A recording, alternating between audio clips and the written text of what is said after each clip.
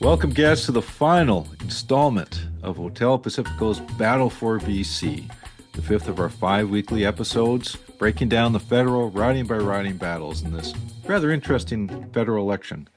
Now, joining me again today is the clairvoyant Richard Zussman from Global TV. Welcome, Richard. Rather interesting, I think, is the greatest understatement that there is, Mike. I've really Yeah. never seen an election quite like this before. And especially here in BC, you look at some of the aggregators and they do incredible work at the RIT and 338, Eric Grenier. The work that the two of them do in Fournier, obviously at 338, they are declaring or forecasting that BC, in essence, one third of the ridings could be toss-ups. Yeah. And for people like you and I, that makes it really exciting. For those working in campaign offices this weekend and into Monday, not so exciting It's because hell. it is total hell because there are Yeah. so many different things that can happen.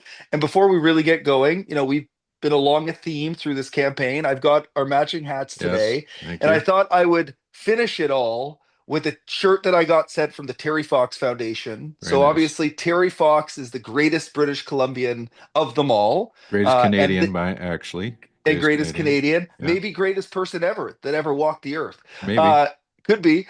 So this is the shirt that the Terry Fox Foundation has out for this year, and I thought it was a pretty perfect way for you and I to finish it, but also to celebrate an incredible Canadian. I don't think his old riding of Port Coquitlam Coquitlam is going to be one we spend a lot of time talking about today, because it's not going to be, I don't think, as close as some of the others, but an incredible Don't British taint the Columbian. don't taint the jury. Hold on. Now, this Terry Fox segment brought to you by Brad West and his political future.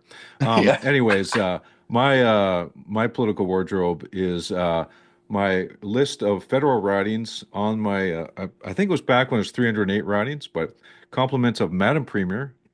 Not really compliments. I actually paid for the shirt, but I always like to promote Sarah Elder and Madam Premier, who have a great line of political wardrobe, which is everyone's wearing politically themed clothes these days. So if you're into that, Madam Premier. Yeah, All go to right, Calgary. We're going to that's right. Calgary this summer just so I can get a t-shirt to match yours. Exactly, exactly. Okay, so Richard, since we talked last week, or we were in the midst of the advance polls, voters in BC really stampeded to the advance poll. What were the final numbers? Do you have them handy? Yeah, I do have them. It was not surprisingly, based on the demographics in BC, a lot of people in this province turned out. We see this often. BC leads the way. And BC had a bunch in the top 10 in terms of advanced polls. So I will pull, and part of it is because of these turnout numbers. Elections Canada is going to allow some of these ridings to actually count earlier, so that it will allow for a quicker result on election day. So I thought I had the numbers in front of me. I will find them. Well, let me help you. I believe it was Courtney 1.1 million Alberni. Oh no, I thought you overall. wanted to, which ridings in BC were the Well, it ones that was about 1.1 no, million overall. no, more than that. Votes. Okay. 7.2 million votes in Canada were in advance. Yeah. And over a In million in BC. BC, over a million. The Yeah. ridings that were the top ones were Courtney Alberni, South Surrey White Rock. And I Lots of old think, people. yeah, and I think there was one other one. Yeah, those were the two from BC that were in the top 10. But over a million votes cast in BC. And Did you yeah, get it's Sandwich Gulf Islands was a big one oh too. yeah, yeah, yeah, yeah. 37,000. 37,000 Sandwich Gulf Yeah, so Islands. that's second. Saanich Gulf Islands was second in the country in terms of It's kind of early like having turnout. dinner at 4 o'clock, right? Like Yes, yes. for old people. They Yeah, so it's ease, it's done. They don't have to worry about yeah. it. You know, we all have old people in our lives. They don't have to wake up on Monday Some of morning us are old stressed. people. Yeah. They don't have to stress about whether they're going to show up at the polls on Monday. It's I now voted in the done. They advance don't poll. have I'm to an worry old about it. person. I also voted in the advance poll because I'm a person who works on election day. So I have Great. voted in the advance polls pretty much as long as I've worked. So yeah, so okay, Saanich Gulf Islands, Victoria, Courtney Alberni, Nanaimo-Ladysmith, Esquimalt, Saanich Sioux, Cowichan, Langford, all of them Lots on the had more island. than Yeah. 30,000 advanced votes And that's similar to cast. provincial elections. The island Yes. Yeah. ridings are always like galloping to the advance poll. Yes. Yes. I Um, don't think you can read anything really into it. I think it largely is about the way that people are changing their behavior. We know there's going to be high engagement this election, but the where people are voting early and how many are voting early, Mm. I think really is a testament to the work Elections Canada is doing to make it easier to vote in advance. Okay. Now, since last week, we've had dueling BC premiers and dueling op-eds. We've had Gordon Campbell write an op-ed endorsing the Conservatives. We've had Glenn Clark write an op-ed endorsing the NDP. We've had Mike Harcourt write an op-ed endorsing Mark Carney. But if you have an NDP MP in your riding, you should vote for your NDP MP. We have Christy Clark, who's been on Instagram knocking on doors for the Liberals all over the In place. Kelowna. We've had the ghost of WAC Bennett endorse the Creditistes. Well, maybe not. But anyways, lots of BC premiers get involved. We don't usually see that, Richard. No, I'm just curious who's Dan Miller going to endorse? Yeah, I don't Uh, know. y- this has been a little bit strange, but they are getting involved politically. The Gordon Campbell one, obviously he's been on Yeah, Hotel Pacifico. yeah, We've seen a lot of Gordon Campbell recently. The Christy Clark story is more interesting considering I think she was hoping to be a candidate in this election. And she is, I don't, you know better well, than she's me, been out but knocking on doors yeah, and for working she candidates. working for liberals. I think Yep, she yeah, believes that this is the best thing yeah, for our country is to elect yeah, liberals, and she's out there, putting her money where her mouth is, spending time out there at yeah, doorsteps. And Glenn Clark, a lifelong New Democrat. I don't think you should be surprised that, especially where Glenn Clark's base is in that East yeah, Van Burnaby border, these are the places where the NDP is in real trouble of being wiped out. yeah, And it's not surprising that Glenn is trying to help out, at least through op-eds, some of his old friends. yeah. I just want to do a shout out to the Curse of Politics gang, our sister pod, Yeah. who did a phenomenal job on daily coverage during the writ. You and I have only had to show up once a week. They've been out there duking it out every day, and certainly my friend Corey Tenike has certainly made a big splash in this election from the Curse of Politics panel. So we'll see see how many bodyguards he has after the election. But also, Richard, thanks for your help too in making Hotel Pacifico the number one based BC politics pod during the election, and at least on Apple charts. Now, I'm not supposed to talk about the charts. My producer usually doesn't let me talk about it, but I'm going to talk about it today. So there you go. Yeah, I don't like to talk about the numbers either, but my interview with Mark Carney has over 100,000 views on YouTube, which is, I think, one of the most watched, at least political style interviews. His interview with Nardwar has way more views than that, but I didn't do the hip flip with Carney. So There you yeah, go. and since we last talked, Mike, I've interviewed Mark Carney, Pierre Poilievre, and Jagmeet Singh. So it's been a pretty busy week. So all of those are on the Global News YouTube page. And I think one of my most entertaining moments of the campaign was Scott Reed's, let's call it, rant on cursive politics about what Uh, happens with the debates commission. Oh, that uh, was yeah. entertaining podcasting, YouTubing. Well, we could talk until the cows come home. Actually, They're here. here's some cows. Milking the data, brought to you by BC Dairy. Local agriculture feeds BC. Let's keep it that way. Okay. This week, our final Player exclusive. Player Strategic Insights has been providing our uh, numbers each week on the BC breakdown. Thanks to Dan Arnold from Polera for furnishing that to me on a regular basis.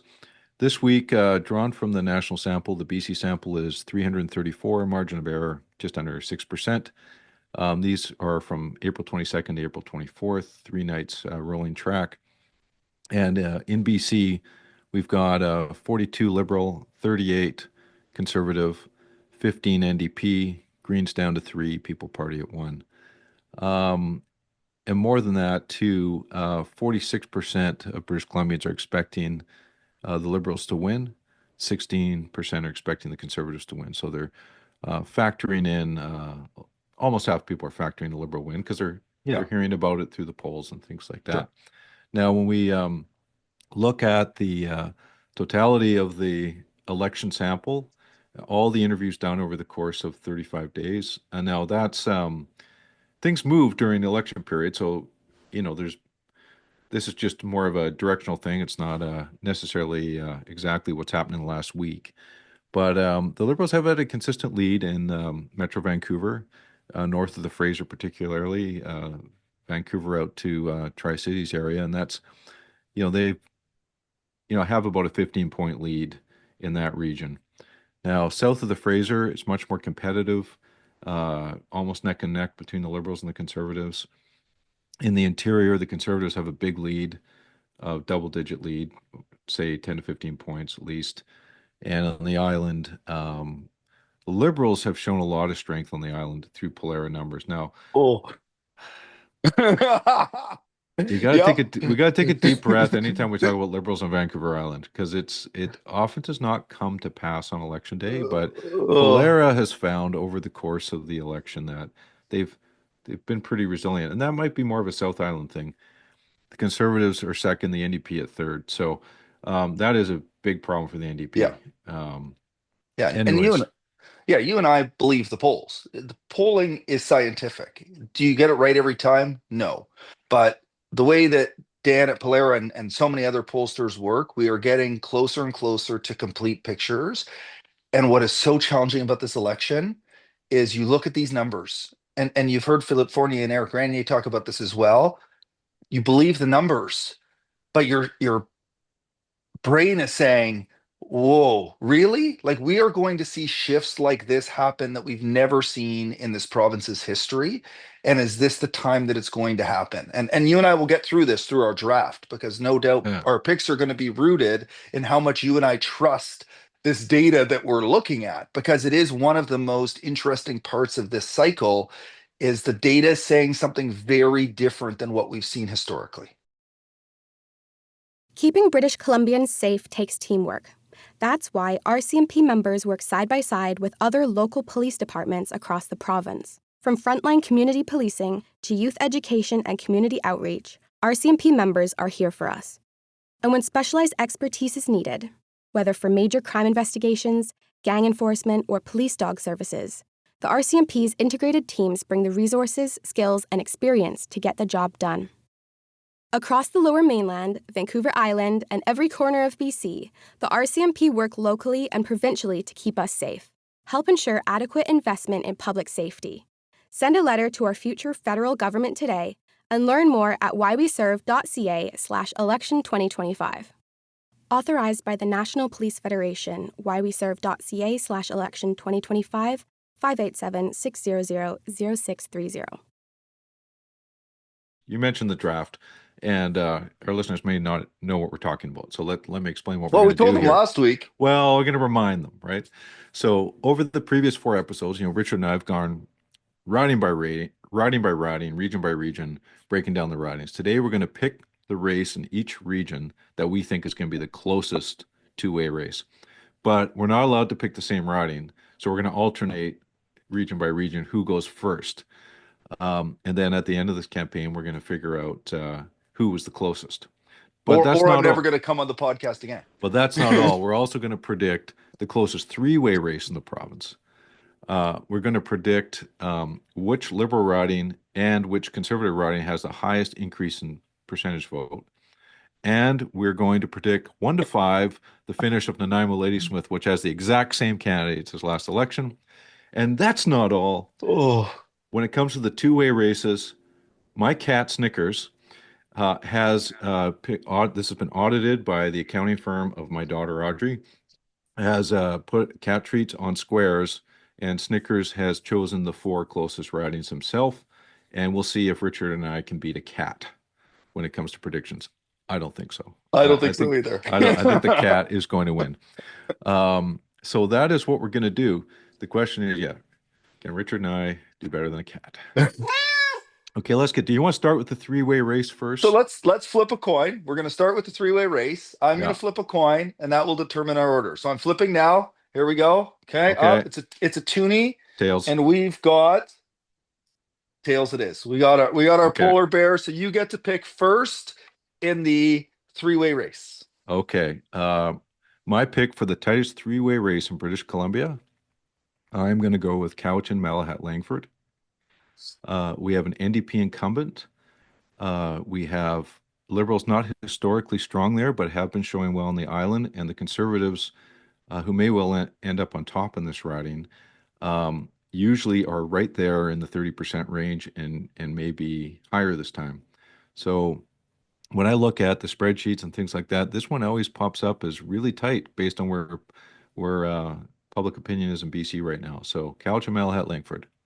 Right. So I now know that I get the first pick in the Island two-way race.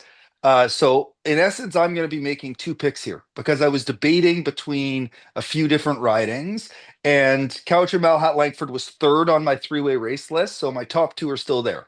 So I'm going to take the top one on my list, which is a Squimalt Saanich Souk. So Okay. similar trend lines, right next door to the one you just picked. A Okay. riding where we have seen conservative strength in the past. Stephanie McLean, the Liberal. Seems to be gathering some of that Liberal momentum. If those polling numbers are true on the island, the Liberals have to do well here. Maya Tate is the New Democrat. Grant Cool is the Conservative. So my pick for the closest three-way race in the province is right Yeah. next door to yours. And you know, Okay. we both obviously went to Vancouver Island because that is the place where we're Well, let's seeing keep going on the the most things. island. So let's So stay at you the get the island. first My two-way closest race. two-way race is Saanich and the Gulf Islands. Okay. So that is Elizabeth May's riding. Uh, I don't know who's going to win. I don't know who's going to finish second, but I'm picking a riding where it's in essence a three-way race that makes the margins a little bit tighter. So that's the Conservative Kathy Unstead, the Liberal David Beckham, and the Green Elizabeth May. Colin Plant is the New Democrat. So that is my pick for the closest two-way. Okay. So the closest between first and second on the island Which is also could be the Saanich and the closest Gulf three-way Islands. too. It could be, but you Yeah. told me the rules. It's Yeah. the Yeah. closest Can't pick between it first and twice. second. No, can't pick it Can't twice. pick it twice. Okay. Well, I'm going to go with Courtney Alberni as the next closest two-way race. I really don't know what's going to happen there. I think Gord Johns has got a lot of strength. I think the Liberals are coming up, but I also think the Conservatives are going to be in the top two. Um, so I think the Liberals are keeping the NDP down, but I'm not sure to what degree. So we've locked those in. So this means I go first on south of Fraser. It does, yeah. Okay, so this belt of ridings now is basically going from Richmond out to Langley, including Pitt Meadows. Um, do we have Pitt Meadows, Maple Ridge in this No, one, right? that's north of Fraser. No, we included it in the south of Fraser Okay. configuration. Okay. Do you want to put it in north of Fraser? Are you saving it for north It's of Fraser? it's on my list. Or north of Fraser? It is on my north of Okay, we're really Fraser confusing list. people here. Okay, let's But it leave is it. north of the Fraser. Okay, But we'll leave we it. We'll leave it to north of Fraser. Okay. Okay. Um, I will go with South Surrey White Rock. You sure will. South Surrey Okay. White Rock is the closest two-way in the south of That's number Fraser one on region. my list too. And number two on my list is Cloverdale Langley City. Another Cloverdale fun. Langley City will be the most interesting result in the election only for the reason that 4 months ago in December, the Conservatives won it by 50 points in a by-election. Spoiler alert, the one thing I know for sure, Mike, is a party's not going to win that seat by 50% on Monday night. So Cloverdale Langley City is my choice for closest south of the Fraser. Okay, so now we're going to Oh, and the I get the BC Interior. Eastern Fraser Valley, right? Oh, Abbotsford, Chilliwack, oh yeah, okay. and Mission Matsqui plus the BC Interior.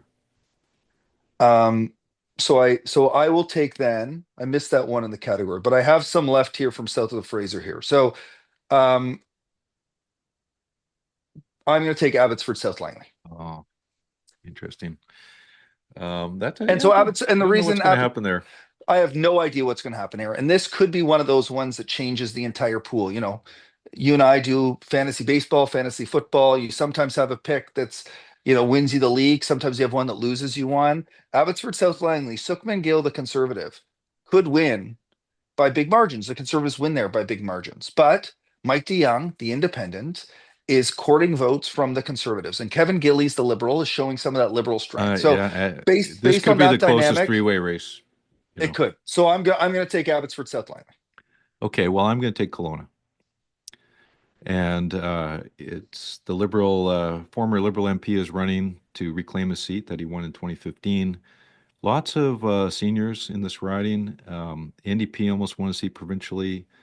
I think it will be single-digit margin. I might be missing something there, but I'm happy to go with Kelowna. There's not a lot of great picks here No, for two-way Kelowna is races a good. in the interior. I had Kelowna first on the list until you reminded me that I could pick into the Valley, and so I made a quick change there. Which, Okay. again, when you draft in fantasy sports, you're not supposed to do. Trust your board. I did have Kelowna first on that board, but good pick there by you, Mike. Okay, so this is my first pick now in the north of Fraser, and this basically is the city of Vancouver north of the Fraser, and we are including Pitt Meadows, Maple Ridge in this configuration. This will also include the North Shore, Burnaby, Tri-Cities. Well, now that we've made that determination, Richard, and because I'm from Maple Ridge, I am taking Pitt Meadows, Maple Oh, Ridge. you are. Genesis. Uh, I like that Did I scoop choice. you? Did I scoop you on that? Um, there was part of There are a lot of me. good choices in this There are a this lot of region. good It's choices gonna be a here. lot of And close and battles. obviously there's two different types of decisions you're making here. Do you believe in the liberal strength in regions like that to get close to the conservatives, or do you believe the liberals are going to have breakthroughs in places where the NDP are collapsing? And so you have forced me to go with door two here, and I'm going to pick Vancouver Kingsway. Wow. So obviously a lot has been made of Vancouver Kingsway. Don Davies is a stalwart in the community. Yeah. Uh, there's a lot happening here. And if we believe the polls like we do, that liberal vote's coming from somewhere. And so I'm going to pick Vancouver Kingsway. Here's ones we didn't pick. We didn't pick Port Moody Coquitlam. Well, that wasn't even We on my list. We we didn't didn't pick New pick West Burnaby. we didn't pick Burnaby Central. Well, Uh, wait. okay. Oh, interesting. Okay. Okay. We're now through the two-way races, and at this point, I'm going to reveal the picks of Snickers Snickers. picks. Excellent. So Snickers is chosen on the island coast, Nanaimo-Ladysmith, in south of Fraser, and he's allowed to duplicate. Okay. Okay. He's chosen Cloverdale Port Kells. Okay. Now, Fraser Valley, BC Interior, this is controversial choice by I had to fill out a grid of 5 choices here. Okanagan Lake West, South Kelowna. Now, if Snickers nails this one, this cat is going to the Hall of Fame. And north of Fraser, Burnaby Central. Good So pick. Good pick, Snickers, Snickers. good picks, buddy. There it is. There's the for the YouTube viewers, you can see the Well to go. pencil Way to go, crowns. Snickers. So, all right. So what's next? We're Nanaimo now going to Ladysmith or the choose. growth? Well, let's do the growth. Let's choose the liberal riding that will see the greatest percentage growth in popular vote. Now, whose pick is this? I think it's yours. It's mine. Okay. I was gonna pick Burnaby. Oh, I can't. You're gonna go. I'm gonna pick Victoria. I am Okay. going to pick my riding of Victoria. Okay. The sense that I get is that there is significant vote swapping happening in this riding. I wouldn't be surprised if we see Mark Carney here one more time. He's already been to Victoria twice. They love to get back to the West Coast right at the end of Sunday because you buy those extra hours on the West Coast. I don't know. I think Victoria is a place where we're seeing some very significant shifting happening. So I am going to pick Victoria. Okay. Well, I am going to pick a riding where the NDP incumbent is not running, and I think the Liberals may have a boost because of that. And that is the riding of Similkameen, South Okanagan, West Kootenay. With Richard County is not running again. I'm not predicting the Liberals will win the seat, but I think there's a lot of older voters, and the NDP have kind of exited stage left, and the Liberals might see a significant increase in vote there. Jagmeet Singh is there on Sunday, and it surprised me a little bit. Mhm. He hasn't been there yet. It's an NDP held, so I get that, but that had me back off that seat a little bit for this. And then I also had Burnaby Central as a possible on this list, but that's where I was sort of holding it for. But the Victoria one, I think I'm a bit more comfortable with. Again, you and I are probably going to not get any of these right, so we'll see. Yeah. So that's my choice Okay. now is Conservative which growth. conservative riding will see the greatest percentage growth in vote. And I am going to go with Skeena Bulkley Valley. I think Ellis Ross will Yeah. boost the conservative vote to some degree. And partly because I think there's an inevitability that Ellis may win. Now, I'm going to have egg on my face if the NDP hold the seat. But I think things are pointing in Ellis's direction there. Yeah. That was number 2 on my list. Number 1 on my list is North Island Powell River. But it doesn't come without controversy. with Aaron Gunn, and there's been a lot of movement around progressive votes trying to determine who's best to defeat Aaron Gunn. But this is another one of those situations very similar to Skeena-Balkley Valley, an NDP held seat. In this case, there's no incumbent for the NDP here, and Aaron Gunn has a huge profile. The other one I was thinking about here, and I bring it up because it bucks the trends of what we're talking about, is Richmond Marpole. So Yeah. I'm going to pick North Island Powell River, but I think it's valuable. I had Richmond Uh, Center Marple as a potential two-way race. yeah, and that's one of those ones where yes, the polls are indicating the Liberal Party is rising, but in Richmond, you know this, Mike, the Yeah. political machinations are complicated. The voters there are concerned about public safety. Pierre Poilievre has been to that riding. They are courting that riding with different policies. So that's going to be very close on election day. And even if Mark Carney wins and they do as well in BC as expected, this could be a seat that the Conservatives, if they pick up one seat, the Conservatives from the Liberals, this is the one. Okay. Now, for our final, you know, guesstimation here, I think we can duplicate on this one because, Yeah, I think we may have to duplicate on this one. okay. So, but you go first. You want me to go, oh, This five is to one. How so about I we, go, or you want me to go 1-5 or 5-1? okay. So, folks, what we're doing here is we're going to predict the 1 to 5. I mean, the fifth choice is pretty easy, but the Yes. 1 to 5 order of Nanaimo-Ladysmith. Why are we doing Nanaimo-Ladysmith? Because every candidate ran the previous election. And it actually is a really dynamic race because the Greens are a factor. The Greens won the seat twice, And Paul and Manley is running again. the NDP hold the seat, and the Liberals are coming on strong, and the Conservatives, well, we'll see what we predict here. May well win the whole thing.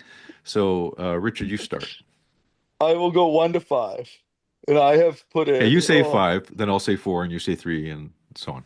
so my 5 is the PPC. Okay, that was easy. Okay, Okay. okay. My number 4, you disagree if you will, is the Greens. My 4 is the NDP. Oh, The okay, incumbent, Lisa Marie Barron. And to put an okay, incumbent fourth okay. I'm is glad we're different then. crazy. Yeah, we're different. Okay, so you've got the NDP fourth. So who do you have My in 3 then? the Liberals. Oh, interesting. I have the NDP in 3. Okay. I So almost, and then in then two, I have the Liberals in 2. I have the Greens in two. Okay. So then we both have the Conservatives winning. Tamara Cronus. Yeah. I see yours. You're now in essence betting on individuals, and Paul Manley has as big a name in that riding as anybody. He's a counselor now, won twice, once in a by-election, once in a general. You know, his dad was an MP. Like, this is why I've put Paul Manley second with all the carving out of the so-called progressive vote. And Tabara Cronus and the Yeah. Conservatives, Pierre Poilievre back in the region on Friday night in News Bay as sort of a way to Yeah. touch both in the Nanaimo Ladysmith and in the Courtney Alberni riding. But I do believe this one is the one that Jugmeet or Pierre Poilievre has invested the most. Like, I think, Mike, in the last 2 years, it's been in Nanaimo 7 times. Like, I don't even think I've been to Nanaimo 7 times in the last two Well, I years. think the Conservatives can win the seat with 32% of the vote or less. Yeah, Because but they the really want this. Like, progressive vote, well, the progressive vote is really split, right? yes, So, really splits. And so now at this point, so I get the Liberals being in second. That's the high tide. Liberals are moving.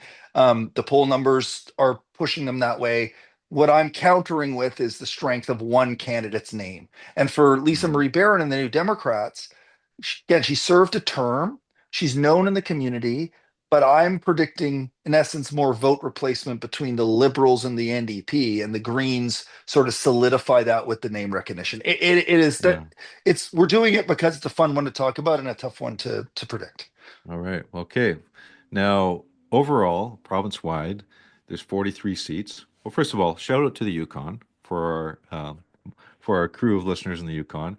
I think I didn't ask you your opinion on this ahead of time, but I think the Liberals will win the Yukon Yeah, I again, think so too. just the I way the think so too. numbers are breaking. Yeah, Um, but I'm sure Brandon Hanley, who's the MP there, who had endorsed Carney early in the leadership process and was an early Justin Trudeau must go guy. Be interesting to see where he ends up after. I'm not sure he's a cabinet minister, but he might have a special relationship with Carney if Carney is in fact elected. But let's back to BC, 43 seats. In my view, based on where public opinion is, and has consistently shown the Liberals pushing 40% or over 40%, even if the Conservatives win 42-38 or have a 4 or 5 point gap, I think both parties are in that 20 seat range. And the NDP, in my view, the 3 to 4, maybe at the best possible circumstances, 5 range. So, the Conservatives and Liberals really on the teeter-totter here. Yeah. And I actually think if things really break the Liberal way, if the advance poll is a sign of Liberal strength, because of people motivated because of Carney, because of older voters really turning out more Yeah. than they do usually. And Polera has shown that the Liberals have had a significant advantage on the advance polls, mainly because of older voters, right? They got all those votes in the bank. I think the Liberals have a ceiling of about 25 seats in BC, which would be unfathomable in any time in the last, century. Yeah. But if lots of times we look back at elections and say, how the hell did that happen?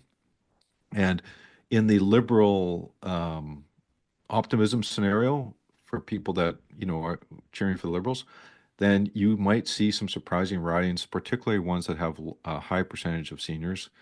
And it could be a riding like, well, Abbotsford South Langley because of the weird Yeah. dynamics. It could be even a riding like Langley Township, Fraser Yeah. Heights, that's just an extension of a suburban wave that's happening. I don't know. Now, I think the Conservatives have more resilience than we're giving them credit for, Yes. and may well push that back, and we might see their claws on election day, and the Liberals may fall short of 20. But it's the big story in this campaign is that the NDP have just not been in the conversation. Yeah, and where that vote moves. So my range, it shows the both of you and I trust the data because my range is essentially exactly the same as your range. I Yeah. see the NDP worst case scenario. I have a hard time believing one, although that's out there in the world. Yeah.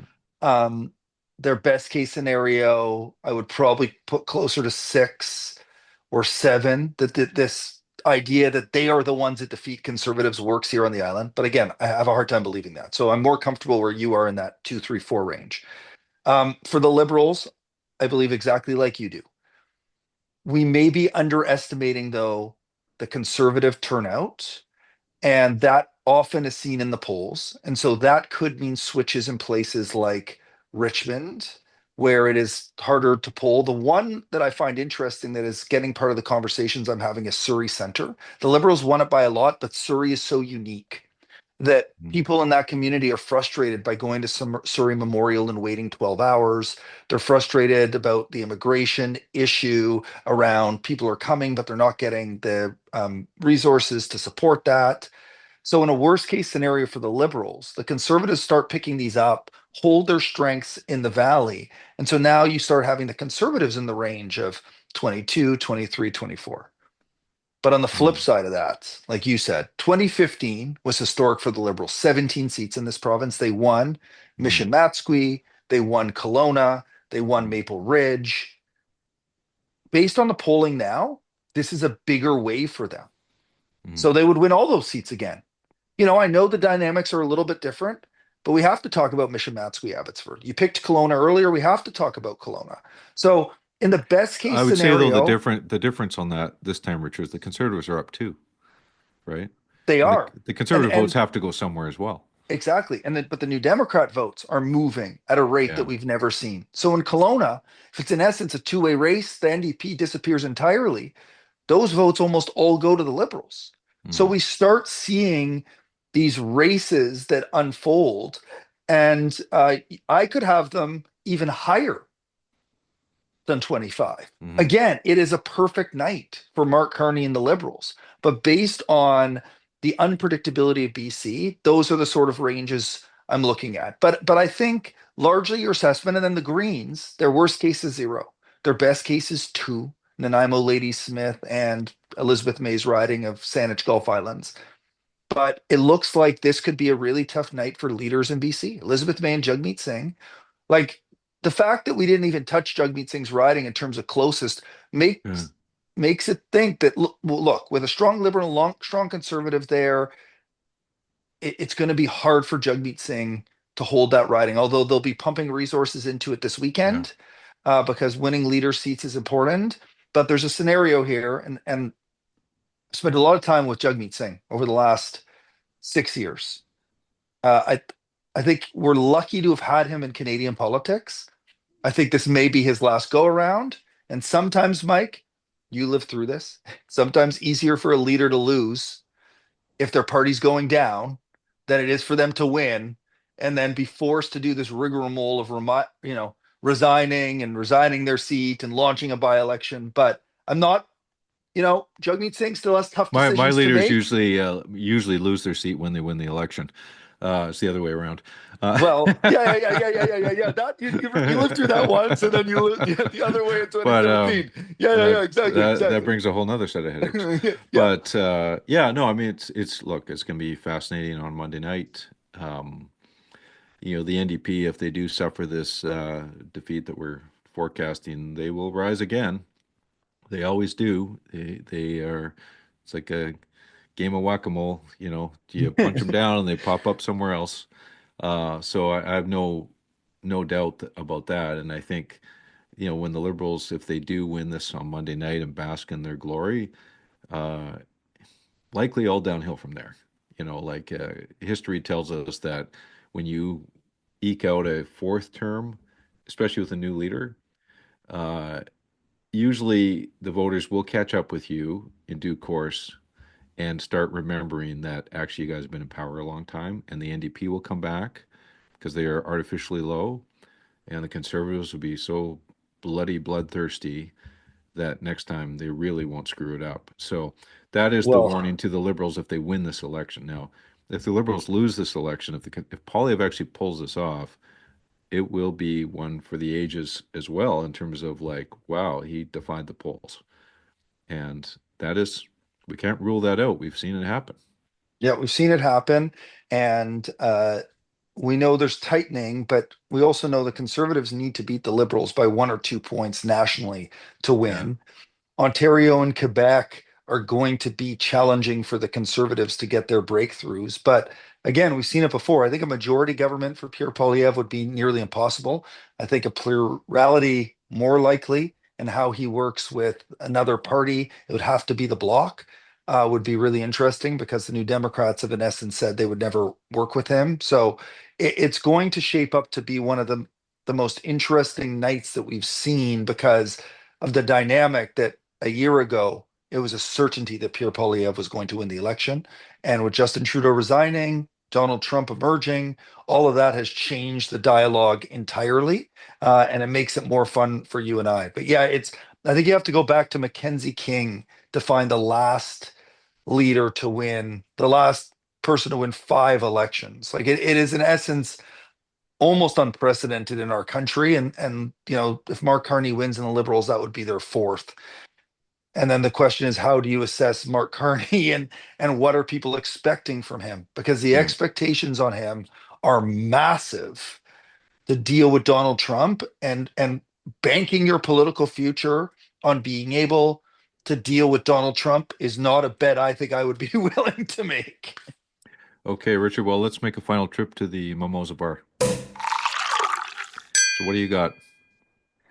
I think I'm going to go orange mimosa, so sweet, for all of those hardworking Elections Canada workers and volunteers who are going to be across the province this week on Monday, helping British Columbians vote, making sure the system is transparent and fair, and in the best cases, quick to vote.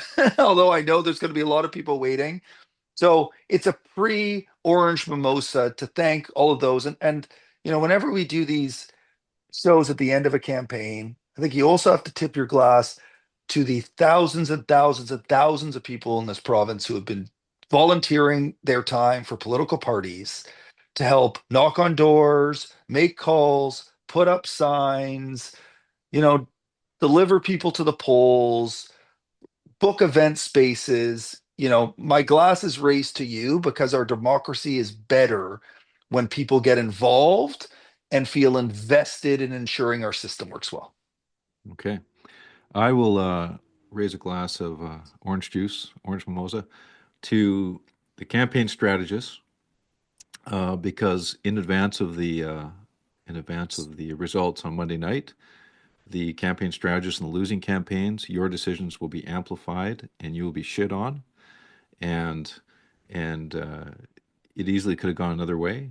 Donald Trump may not have been elected in November, and you might be sitting on top of the world right now. Oh, yeah. And the campaign strategists of the winning party, congratulations in advance, whoever you are. Your decisions will be amplified in terms of accentuating your brilliance. You're really not that brilliant, but you'll have your moment. And politics comes and goes. For somebody this election, it'll be your time, and it easily be someone else's time next time. So, anyways, it's a crazy game that people play behind the scenes. It has a lot of impact on people's lives, and you know, uh, kudos to the candidates for putting their names on the ballot. But there's a lot Yeah. that goes on behind it, and at the riding level and at the central campaign. And winning and losing has its own cadence, and it's tough sometimes it's tough all the time when you lose. But oftentimes today's losers are tomorrow's winners. So just remember that. Okay, so Richard, thank you, Orange Mimosa, for you for joining me on this adventure. Um, Coming up on this week on Hotel Pacifico, Kate and Jeff and I are going to take the episode this week to just digest all the results and talk about it. No guests, just the three of us saying, what the hell happened? And we'll go on from there and get on with the rest of our lives. Thank you, all of our guests, for joining us today for the final episode of Hotel Pacifico's Battle for BC, and to our sponsors, the National Police Federation and BC Dairy, for supporting us. See you next time. BC, you can never leave.